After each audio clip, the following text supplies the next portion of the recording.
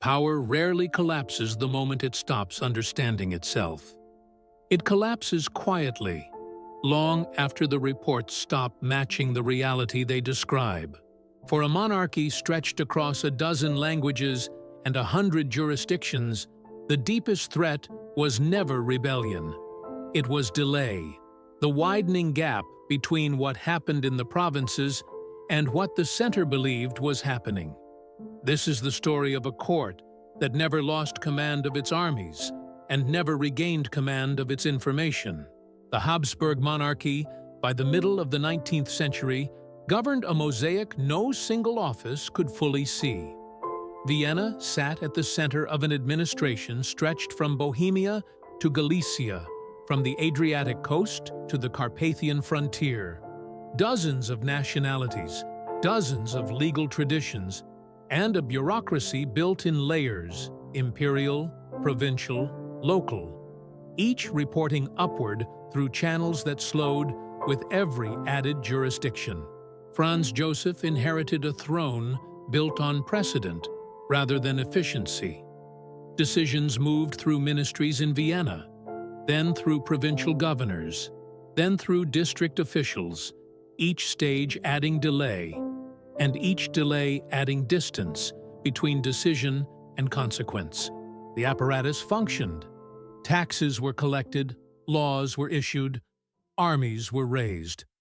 But functioning was not the same as knowing. The pressure did not begin as crisis. It began as accumulation, small, procedural, almost invisible. A report from a Galician district office in the 1850s might take weeks to reach Vienna, filtered through provincial administrators who summarized rather than transmitted, softening friction before it ever reached the capital. Officials learned early that unwelcome news traveled slower than favorable news. This was not defiance. It was self-preservation inside a system that rewarded stability over accuracy. Regional officials delayed unfavorable reports, while local populations adjusted their expectations without knowing whether Vienna's instructions still applied. As the empire expanded its administrative reach after 1849, centralization was meant to solve exactly this problem. A unified bureaucracy, a single legal code, German as the administrative language across previously autonomous regions. But uniformity did not produce clarity. It produced friction. Hungarian administrators resented directives issued without local consultation. Croatian officials implemented policy while quietly preserving older customary practices beneath the surface of compliance. The paperwork showed obedience. The reality beneath it showed adaptation, negotiation, and quiet resistance that never appeared in any official file. Vienna read compliance in the reports. The provinces lived something closer to accommodation. The court did not remain passive. Ministries multiplied. Statistical bureaus were established to measure population, production, and unrest with greater precision. Police networks expanded their reach into provincial towns. The instinct was rational: more institutions, more oversight, more instruments of knowledge. But each new layer of bureaucracy became another filter through which information had to pass, and each filter introduced its own interpretation, its own caution, its own incentive to smooth rough edges before they reached the next office upward.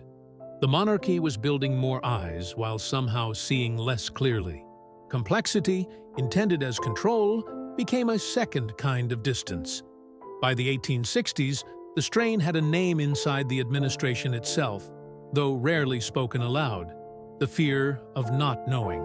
Ministers debated policy based on reports that were, by the time they arrived, already several weeks out of date. Military planners assessed frontier stability, using assessments filtered through provincial commanders who had their own reasons to appear competent. The court's response to uncertainty was procedural rather than structural.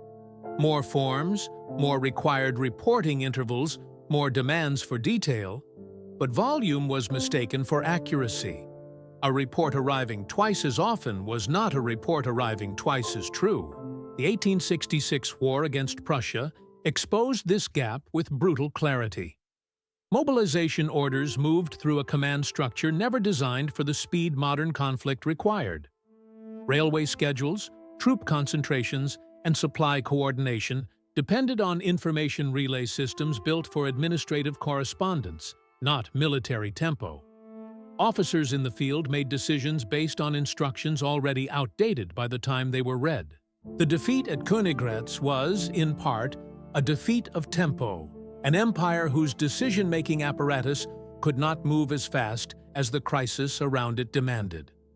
Soldiers in forward positions waited for orders shaped by assumptions no longer true, while commanders further back assumed those orders still described the battlefield accurately. In the weeks following the defeat, the court's instinct was again procedural. New commissions reviewed the failures of coordination.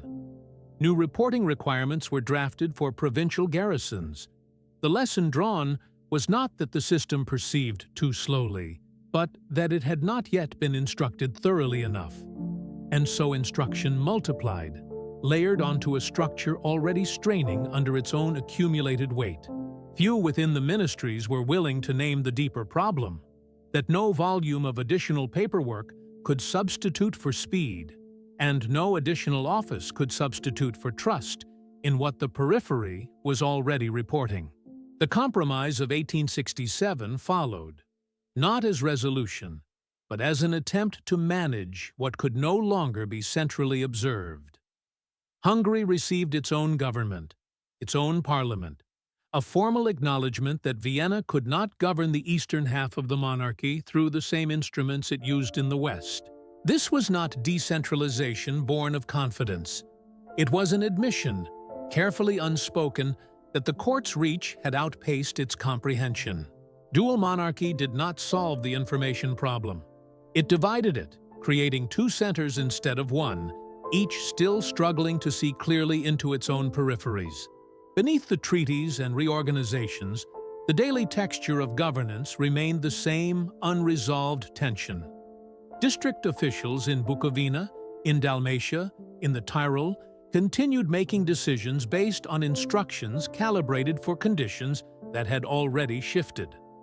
Villagers adjusted their compliance to what they believed authority wanted, rather than what authority had actually ordered, because the difference between the two had become, in practice, difficult to discern.